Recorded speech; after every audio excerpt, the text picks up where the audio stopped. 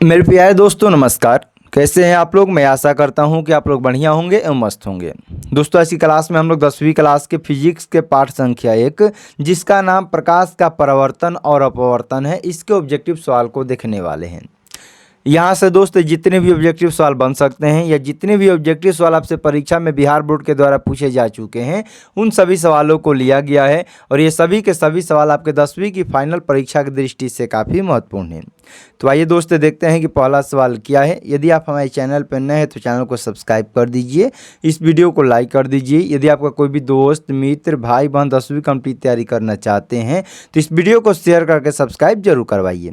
और पहला सवाल दोस्त आपके स्क्रीन पर दिया गया है, किस लेंस को अभिसारी लेंस कहते हैं। किस लेंस को अभिसारी लेंस कहते हैं। और ये जो सवाल है 2020 के प्रथम शिफ्ट में 2021 के सेकेंड शिफ्ट में पूछा गया सवाल है कि किस लेंस को अभिसारी लेंस कहते हैं। तो सही उत्तर हो जाएगा उत्तल लेंस को अभिसारी लेंस कहा जाता है। जब भी अवतल लेंस की बात करेगा तो अवतल लेंस को दोस्त अपसारी लेंस कहा जाता है, जबकि उत्तल लेंस को अभिसारी लेंस कहा जाता है। अगला सवाल है, समतल दर्पण द्वारा बना प्रतिबिंब होता है। जब भी याद रखिएगा, जब भी समतल दर्पण के बारे में पूछा गया इसमें कौन प्रतिबिंब बनेगा तो समतल दर्पण में हमेशा हमेशा हमेशा काल्पनिक प्रतिबिंब बनता है। इसको याद रखिएगा, हमेशा काल्पनिक प्रतिबिंब समतल दर्पण में बनता है। ये भी पूछेगा कि केवल वास्तविक प्रतिबिंब किस में बनता है तो वास्तविक प्रतिबिंब केवल अवतल में बनता है। और केवल काल्पनिक किस में बनता है तो समतल में भी बनता है और उत्तल में भी बनता है। लेकिन जब पूछेगा कि आभासी प्रतिबिंब किस में बनता है, केवल नहीं लगाएगा तो वहाँ समतल भी होगा, अवतल भी होगा और उत्तल भी होगा। तो सवाल कैसे कैसे पूछेगा सब आपके ऑब्जेक्टिव में दिया गया है। अभी फिलहाल पूछा गया कि समतल दर्पण द्वारा बना प्रतिबिंब कैसा होता है तो समतल दर्पण द्वारा बना प्रतिबिंब काल्पनिक होता है। अगला सवाल दोस्त दिया गया है कि कौन सा प्रकाश के लिए सघन माध्यम है, यानी कि सघन माध्यम इनमें से कौन है। जल है, हवा है, किरोसिन है, इनमें से कोई नहीं। तो जल हवा किरोसिन में सबसे जो सघन माध्यम है वह किरोसिन है। सही उत्तर ऑप्शन नंबर सी। सघन माध्यम को आने का मतलब क्या है, जिसमें प्रकाश कम मात्रा में जाए, जल्दी से प्रवेश न करे, उसे हम लोग सघन माध्यम कहते हैं। और जिसमें प्रकाश जल्दी से आर पार हो जाए उसे हम लोग विरल माध्यम कहते हैं। तो यहाँ जल हवा और किरोसिन में सबसे कम प्रकाश किस में जाएगा तो किरोसिन में जाएगा। अगला सवाल है कि किस माध्यम में प्रकाश की चाल सबसे अधिक होती है। तो आप लोग बच्चा को मालूम होता है कि जब भी पूछेगा किस माध्यम में प्रकाश की चाल अधिक होती है तो निर्वात में प्रकाश की चाल अधिक होती है, ये याद रखिएगा।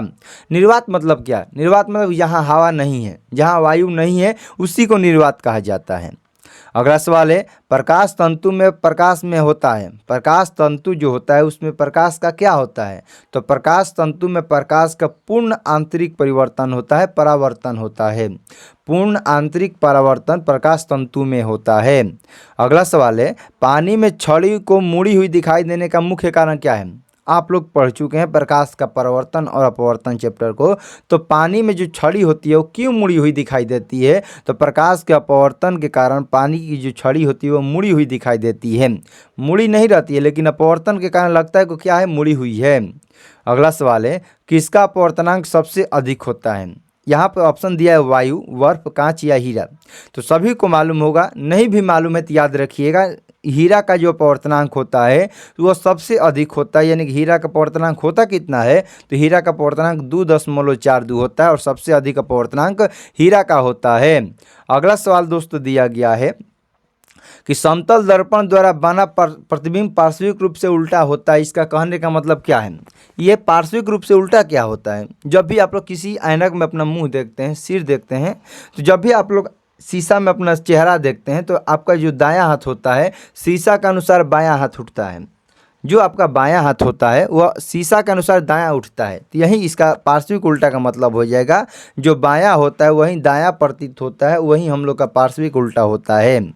अगला सवाल है, अवतल दर्पण में फोकस पर बना प्रतिबिंब कैसा होता है। जब भी अवतल दर्पण के फोकस पर प्रतिबिंब बनता है तो हमेशा वास्तविक और उल्टा बनता है।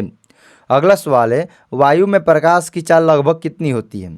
सवाल के देखिए ध्यान से, वायु में प्रकाश की चाल लगभग कितनी होती है, पूरा नहीं होता, लगभग में होती है 3 × 10⁸ मीटर प्रति सेकेंड।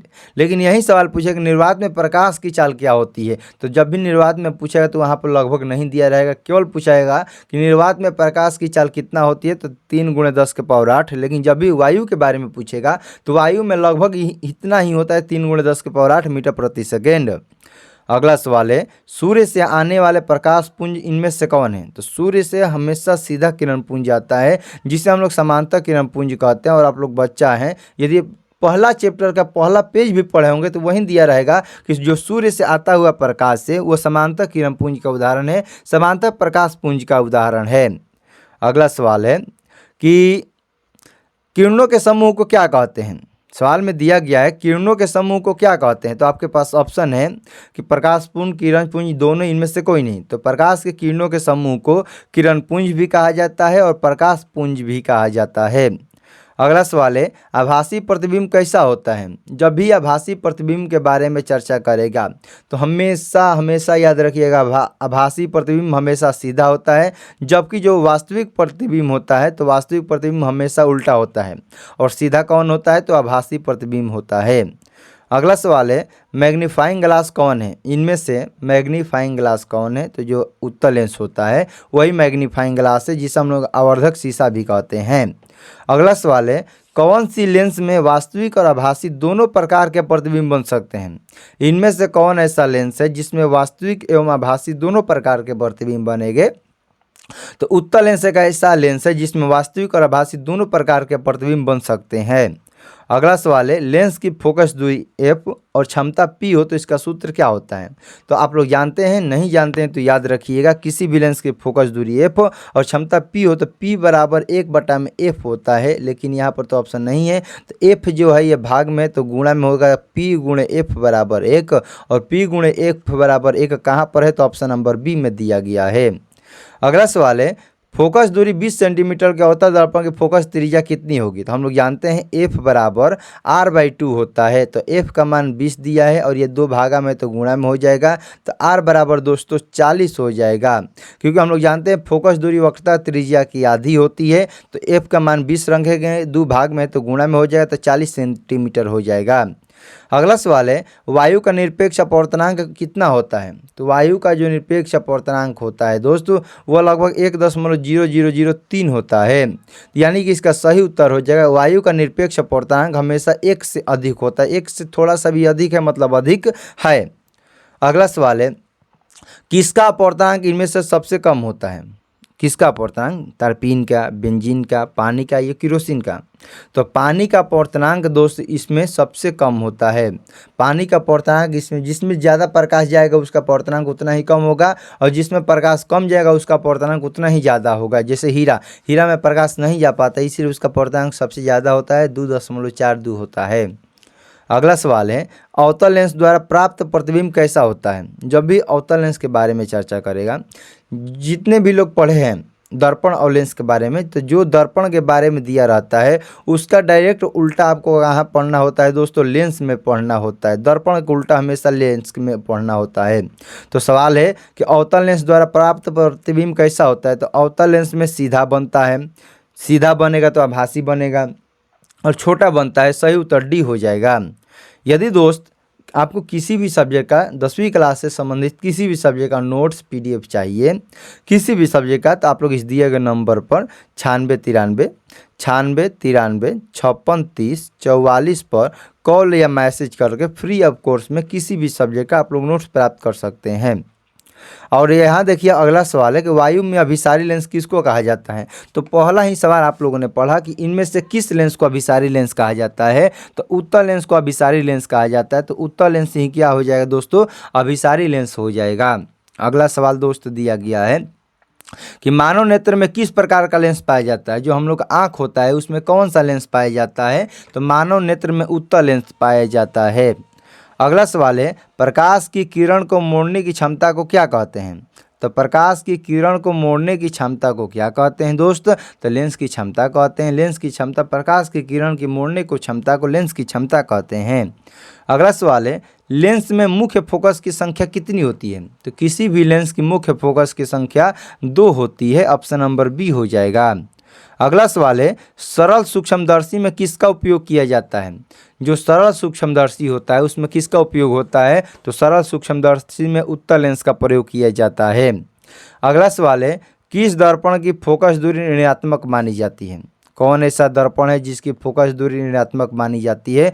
तो अवतल दर्पण बोलेगा या अवतल लेंस बोलेगा, दोनों का क्या होता है दोस्तों? फोकस दूरी ऋणात्मक होती है। तो अवतल लेंस और अवतल दर्पण दोनों की फोकस दूरी ऋणात्मक होती है। अगला सवाल है, किस लेंस को अपसारी लेंस कहा जाता है? इनमें से कौन ऐसा लेंस है जिसको अपसारी लेंस कहते हैं? तो अवतल लेंस को अपसारी लेंस कहा जाता है। अगला सवाल है, किसी समतल दर्पण द्वारा आवर्धन का मान कितना होता है? तो जब भी समतल दर्पण के आवर्धन के बारे में चर्चा करेगा तो समतल दर्पण का आवर्धन हमेशा +1 होता है। अगला सवाल है, किस दर्पण द्वारा किसी वस्तु का आभासी प्रतिबिंब मिल सकता है? किस दर्पण के द्वारा किसी वस्तु का आभासी प्रतिबिंब मिल सकता है? तो सही उत्तर हो जाएगा समतल दर्पण में, अवतल दर्पण में और उत्तल दर्पण में। क्योंकि अभी हमने आपको बताया कि केवल पूछेगा कि आभासी प्रतिबिंब किस में मिलेगा, तो समतल में भी, उत्तल में भी, अवतल में। लेकिन जब यहाँ पर केवल लगा देगा, किस वस्तु का केवल आभासी प्रतिबिंब मिलेगा, केवल लगा देगा, तो 2 दर्पण ऐसा है जिसमें केवल आभासी प्रतिबिंब ही बनता है। एक समतल है और एक उत्तल है। अवतल में आभासी भी बनता है और वास्तविक भी बनता है, लेकिन केवल आभासी प्रतिबिंब समतल में और उत्तल में बनता है। इसीलिए याद रखिए, जब भी केवल कहेगा तो उत्तल, समतल, लेकिन जब खाली पूछ देगा, केवल आपसे पूछ देगा कि आभासी प्रतिबिंब किस में मिलता है, तो तीनों के सब में मिलता है। अगला सवाल है, आकाश का नीला रंग होना किस परिघटना का परिणाम है? तो आकाश का नीला रंग प्रकाश के प्रकीर्णन के कारण होता है। अगला सवाल है, विरल माध्यम से सघन माध्यम में जाती हुई किरणें मुड़ जाती है। जब प्रकाश की किरण विरल माध्यम से सघन माध्यम में जाती है तो क्या होता है? तो जब प्रकाश की किरण विरल माध्यम से सघन माध्यम में की जाती है तो अभिलंब की ओर मुड़ जाती है। अगला सवाल है, किस लेंस की फोकस दूरी धनात्मक होती है? इनमें से कौन ऐसा लेंस है जिसकी फोकस दूरी धनात्मक होती है? तो याद रखिएगा, उत्तल लेंस एक ऐसा लेंस है, उत्तल लेंस कहेगा या उत्तल दर्पण कहेगा, दोनों की फोकस दूरी हमेशा धनात्मक होती है। और सही उत्तर ऑप्शन नंबर ए हो जाएगा।